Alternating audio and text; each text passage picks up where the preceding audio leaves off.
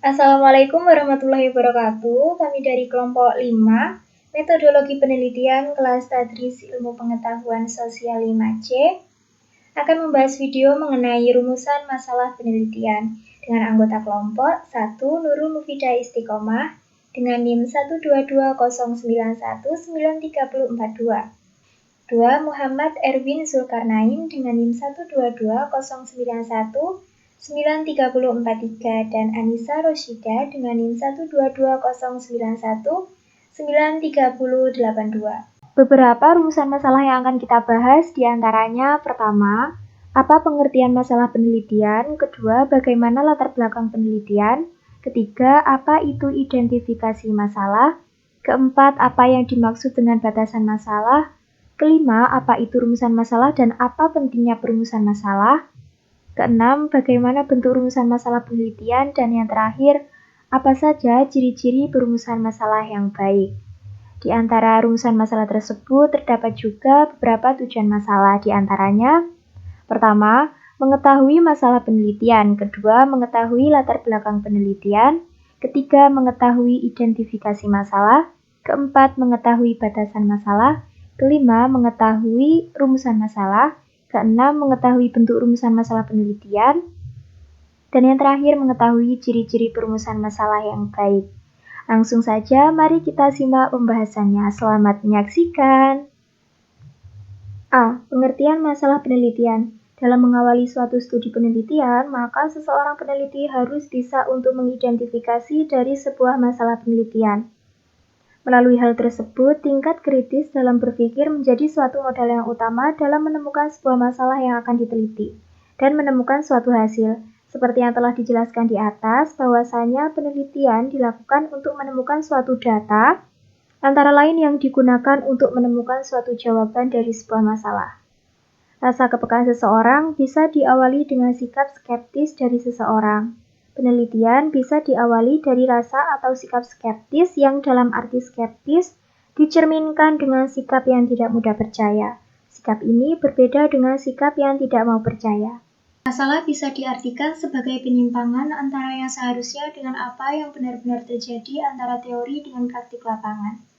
Antara aturan dengan pelaksanaan di lapangan, masalah bisa diketahui atau dicari apabila terdapat penyimpangan antara pengalaman dengan kenyataan, antara rencana dengan kenyataan, adanya pengaduan dan kompetisi.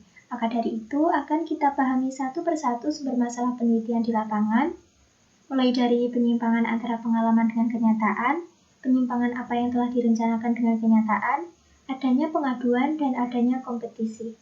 Latar belakang masalah penelitian. Penelitian ilmiah selalu akan didahului oleh uraian mengenai latar belakang masalah. Uraian mengenai latar belakang masalah merupakan alur bagi proses lahirnya suatu masalah penelitian secara formal. Melalui latar belakang masalah, pengalaman tentang permasalahan penelitian yang sedang dihadapi dapat menjadi lebih utuh. Suatu masalah di lapangan berlatar belakang yang baik bisa dilihat atau dinilai dengan mengungkapkan 4 hal, yakni 1. Mengungkapkan isu-isu lapangan. Dalam sebuah latar belakang perlu diperlihatkan isu-isu yang aktual, yang mengingatkan bahwa isu-isu itu merupakan hal yang mengganjal tentang sesuatu hingga memerlukan suatu penyelesaian. Isu-isu tersebut dapat berupa gejala, fenomena, atau bahkan komentar yang sedang ramai atau hangat untuk saat ini yang menyangkut mengenai masalah penelitian di lapangan. Namun, perlu diingat bahwa sepanjang pernyataan tentang masalah masih bisa saja dibantah, maka tidak bisa dikatakan sebagai suatu isu. Kedua, mengungkapkan fakta-fakta di lapangan. Latar belakang sebuah masalah juga dapat menguraikan suatu fakta-fakta yang memperkuat suatu isu.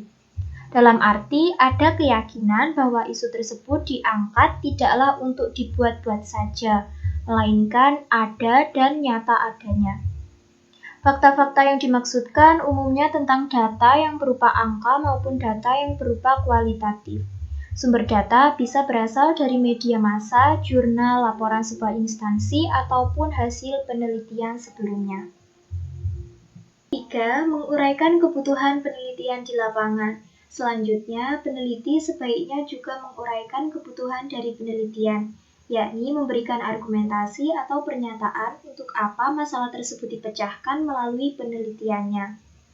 Suatu penelitian akan mempunyai nilai lebih apabila hasilnya dapat dimanfaatkan untuk menyelesaikan suatu permasalahan atau kepentingan yang lain.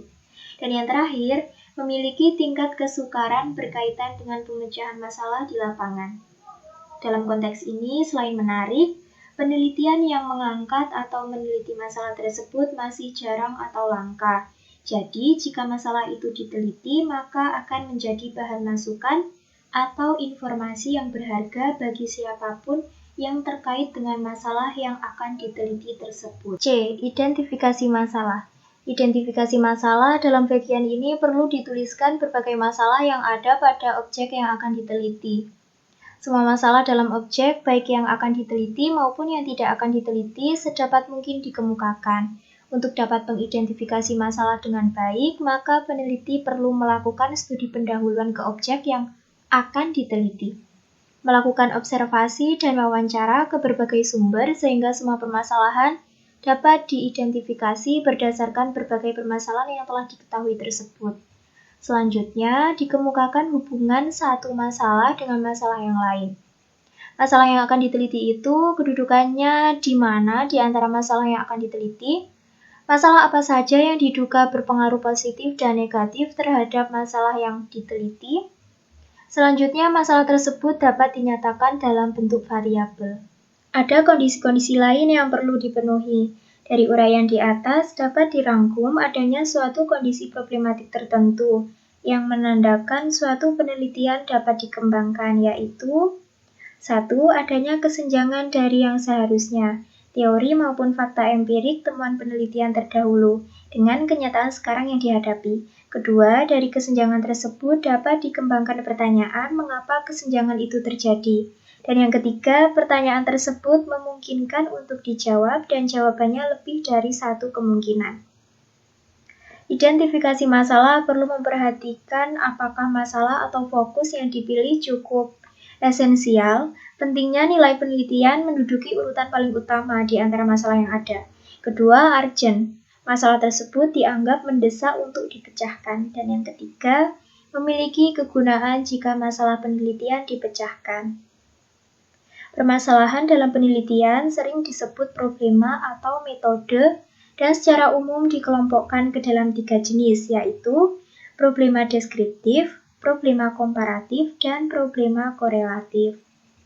Problema deskriptif yaitu problema untuk mengetahui status variabel dan mendeskripsikan fenomena tersebut sehingga lahirlah penelitian deskriptif termasuk survei, penelitian historis dan filosofis. Kedua, problema komparatif yaitu problema untuk membandingkan dua fenomena atau variabel atau peneliti berusaha mencari persamaan dan perbedaan fenomena. Selanjutnya, mencari arti atau manfaat dari persamaan dan perbedaan tersebut. Ketiga, problema asosiatif atau korelatif, yaitu problema untuk mencari hubungan antara dua fenomena atau variabel. Problema korelasi ada dua macam, yaitu korelasi sejajar dan korelasi sebab akibat. D. Batasan masalah. Batasan masalah ialah ruang lingkup masalah atau membatasi ruang lingkup masalah yang terlalu luas atau lebar sehingga penelitian lebih bisa fokus untuk dilakukan. Hal ini dilakukan agar pembahasan tidak terlalu luas kepada aspek-aspek yang jauh dari relevan sehingga penelitian bisa lebih fokus untuk dilaksanakan. Dari sekian banyak masalah tersebut, dipilihlah satu atau dua masalah yang akan dipermasalahkan. Tentunya yang akan diteliti tersebut lazimnya kita sebut dengan batasan masalah. Batasan masalah sebenarnya dalam artian lain menegaskan atau memperjelas yang menjadi masalah. Dengan kata lain, merumuskan pengertian dan menegaskannya dengan dukungan data-data hasil penelitian pendahuluan seperti apa sosok masalah tersebut. Misalnya, jika yang dipilih mengenai prestasi kerja karyawan yang rendah, dipaparkanlah atau dideskripsikanlah kerendahan prestasi kerja itu seperti apa. Misalnya, kehadiran kerja seberapa rendah, keseriusan kerja seberapa rendah, kualitas hasil kerja seberapa rendah, dan kualitas kerja seberapa rendah. E. Rumusan masalah. Rumusan masalah berbeda dengan identifikasi masalah. Kalau masalah yang sudah teridentifikasi merupakan kesenjangan antara yang diharapkan dengan yang terjadi, sementara rumusan masalah merupakan suatu kalimat pernyataan yang disusun berdasarkan adanya masalah tersebut, dan akan dicarikan jawabannya melalui pengumpulan data dalam suatu proses penelitian. Namun demikian, terdapat kaitan erat antara suatu masalah dan rumusan masalah. Karena setiap rumusan masalah penelitian harus didasarkan pada masalah yang teridentifikasi. Setelah masalah yang akan diteliti telah ditentukan variabel apa saja yang akan diteliti, dan bagaimana hubungan variabel satu dengan yang lain, dan supaya masalah dapat terjawab secara akurat, maka masalah yang akan diteliti itu perlu dirumuskan secara spesifik. Sebaiknya rumusan masalah itu dinyatakan dalam kalimat pertanyaan. Pentingnya perumusan masalah merupakan salah satu tahap di antara sejumlah tahap penelitian yang memiliki kedudukan yang sangat penting dalam kegiatan penelitian. Tanpa perumusan masalah, suatu kegiatan penelitian akan menjadi sia-sia dan bahkan tidak akan membuahkan hasil apa-apa. Penentuan perumusan masalah sangat penting dan berfungsi dalam menetapkan a. Langkah awal, yaitu untuk mengembangkan kerangka konseptualisasi, operasionalisasi, dan desain penelitian. B. Prediksi keberhasilan penelitian. C. Memilih judul dan menuliskan tujuan penelitian. Dan D. Menilai orisinalitas studi versus plagiarisme. F. Bentuk rumusan masalah penelitian. Rumusan masalah merupakan suatu pertanyaan yang akan dicarikan jawabannya melalui pengumpulan data. Bentuk-bentuk rumusan masalah penelitian ini dikembangkan berdasarkan penelitian menurut tingkat eksplanasi atau level of explanation. Bentuk penelitian masalah ini dapat dikelompokkan ke dalam bentuk masalah deskriptif, komparatif, dan asosiatif. Rumusan masalah deskriptif ialah suatu rumusan masalah yang berkenaan dengan pertanyaan terhadap keberadaan variabel mandiri, baik hanya ada pada satu variabel atau lebih variabel yang berdiri sendiri. Kedua, rumusan masalah komparatif ialah rumusan masalah penelitian yang membandingkan keberadaan satu variabel atau lebih pada dua atau lebih sampel yang berbeda atau pada waktu yang berbeda. Dan rumusan masalah asosiatif ialah rumusan masalah penelitian yang bersifat menanyakan hubungan antara dua variabel atau lebih. Terdapat 3 bentuk hubungan, yaitu hubungan simetris, hubungan kausal, dan interaktif timbal balik. G. Ciri-ciri perumusan masalah yang baik. Di antaranya, bentuk kalimat pertanyaan. Rumusan masalah yang baik dan benar serta mengandung kualitas yang tinggi, bentuk rumusan masalahnya harus berupa pertanyaan. Apabila bentuknya pernyataan, maka antara rumusan masalah dengan tujuan penelitian akan tidak terasa bedanya. Kedua, singkat, padat, dan jelas. Rumusan masalah harus berbentuk singkat, padat, dan jelas. Maksud dari singkat, padat, dan jelas ialah rumusan masalah harus berdasarkan pada permasalahan subjek, objek, serta variabel penelitian. Namun yang perlu diingat adalah bentuk rumusan masalah harus berbentuk sebagai kalimatannya, karena jika tidak berbentuk kalimatannya akan sulit dibedakan antara rumusan masalah dengan tujuan penelitian.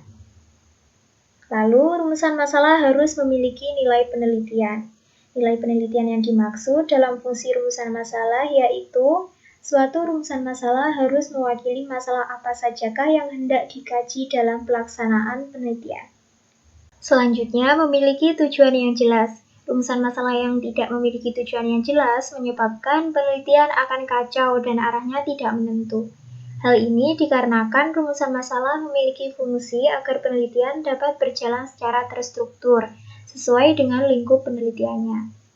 Berikutnya, sesuai kemampuan peneliti, karena rumusan masalah sifatnya adalah sebagai poros pelaksana penelitian. Apabila penggunaan perumusan masalah tidak sesuai dengan kemampuan peneliti, maka yang akan dilakukan penelitian tidak akan berjalan secara baik dan benar, dan bahkan melenceng dari prosedur penelitian. Selanjutnya, rumusan masalah harus memiliki unsur 5W1H.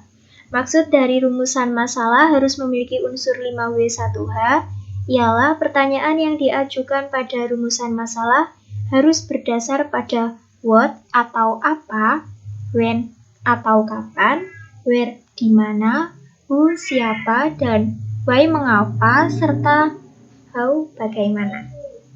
Pembuatan rumusan masalah dan tujuan penulisan perumusan masalah. Di antaranya, apakah sistem gasifikasi plasma mampu mengurangi sampah padat? Lalu, bagaimana sistem gasifikasi plasma mengubah sampah padat menjadi syngas?